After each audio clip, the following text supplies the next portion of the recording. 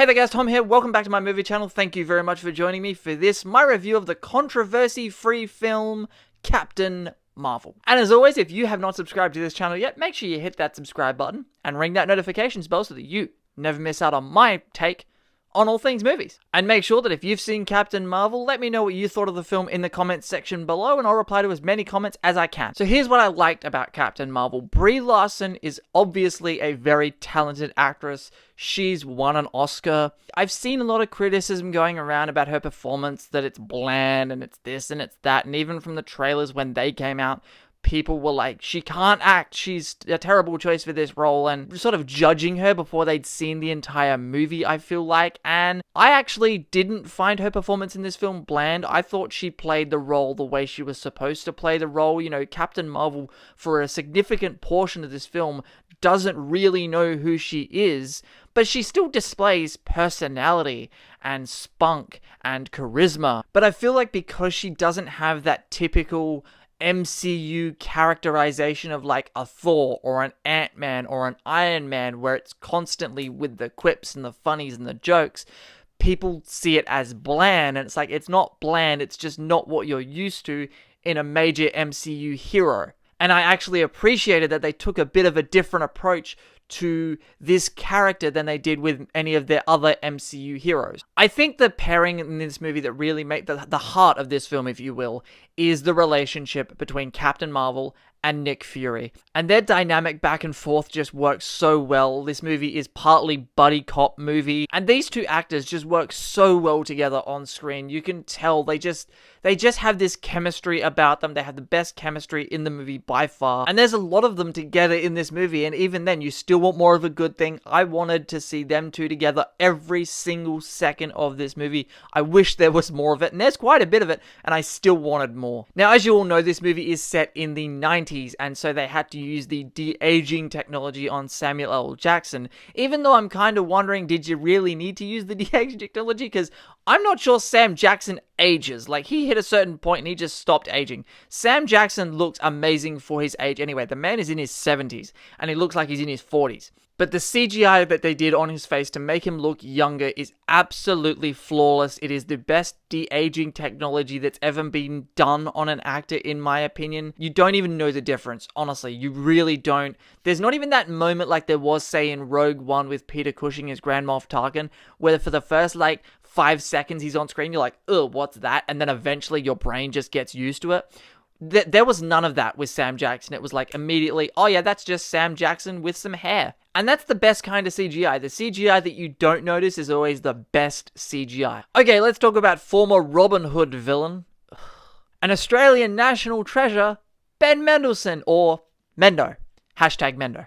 Excluding Goose the Cat, Ben Mendelsohn's my favorite part of this movie. His character in this film, I won't get into what the character actually is in case some of you don't know. That could be considered a little bit of a spoiler, so I'm not going to get into that, but I will just say that Ben Mendelsohn steals every single scene he's in. You saw it with some of the social media reactions that were coming out of the film initially. Everybody's talking about Ben Mendelsohn in this movie. He is fantastic in this film. I loved his character so much. I want to see more of his character. I hope we see more of his character in future MCU movies, because he was just awesome in this film. He's really, really funny, and his dynamic with other characters, with Brie Larson, is just really awesome. Okay, we've talked about all the boring stuff. Let's talk about what really matters and what you're really here to hear me talk about. Goose the Cat. Let me tell you right now, Goose the Cat is everything I hoped Goose the Cat would be. I feel like if you go into this movie and you watch the film and you come out and you don't absolutely fall in love with Goose the Cat, I feel like you're clinically dead inside. I feel like the majority of the humor in this film is revolving around Goose the Cat, and they keep going back to the joke about the cat all the time, and it never gets old. It's always funny. I love the cat's role in this film.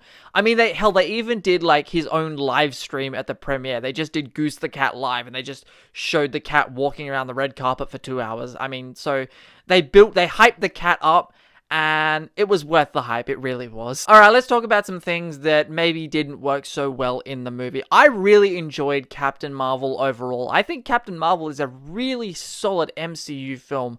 I had a great time watching it. Some people were saying, it's a bit boring in parts or it drags in parts. For me, I didn't feel that. I was just in this movie right from the beginning. I thoroughly enjoyed this film, but there are a couple of things that didn't work for me, and one of them is there is an action scene in the film where they put a pop song over the top of the action scene, and I felt like the pace of the song, I understand why they chose this particular song, and if you just heard what the song was, you'd go, oh yeah, that fits this movie, and it does. The song fits the movie overall.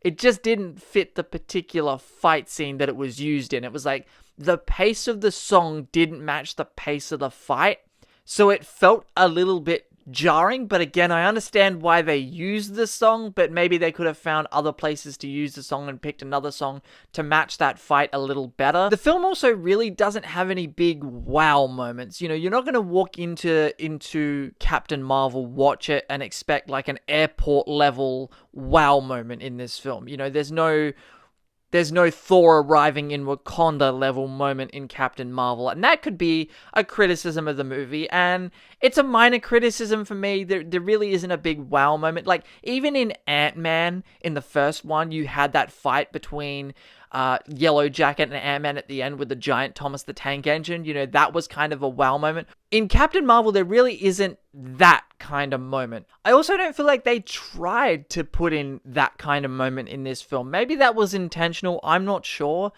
but the film is really lacking a moment like that. The other thing this movie is lacking is any real uniqueness in the directing style. When you watch Captain America: The Winter Soldier, it feels truly like it's a different MCU movie. And the Russos, they bring their own flair to their movies. Scott Derrickson with Doctor Strange brings his own flair to that movie. Taika Waititi with Thor Ragnarok. Thor Ragnarok is a Taika Waititi movie. And while Captain Marvel is very competently directed, I think it is a well-directed film. It doesn't really have any uniqueness in that regard. There's no real directing flair to it. You don't look at Captain Marvel and go, oh yeah, that's that director's style. You can see it just come off the screen. You can't really, you really watching Captain Marvel have no clue who the director is. Now, I haven't seen these two directors that directed this film. I haven't seen any of their previous work. So maybe they don't really have a style. I'm not sure, but I feel like that could have improved Captain Marvel had it had a real sense of uniqueness to it. And it really doesn't. Captain Marvel doesn't, the movie overall, it doesn't feel truly unique from any other MCU movie. It just feels like, at least stylistic-wise and tone-wise, it just feels like, oh yeah, this is just another MCU film. Now, it is another MCU film that I actually enjoyed very much. I quite like this movie. I really did. And I highly recommend going to see Captain Marvel. Enjoy it. There are 2 post-credit scenes. Make sure you stick around for those. They are awesome. Thanks for watching this video, guys. I hope you enjoyed it. If you did, remember, hit the subscribe button right up here. Check out some of my other videos in the sidebar. Look out for my spoilers review of Captain Marvel coming in the next couple of days. My name is Tom, and I will see you guys next time.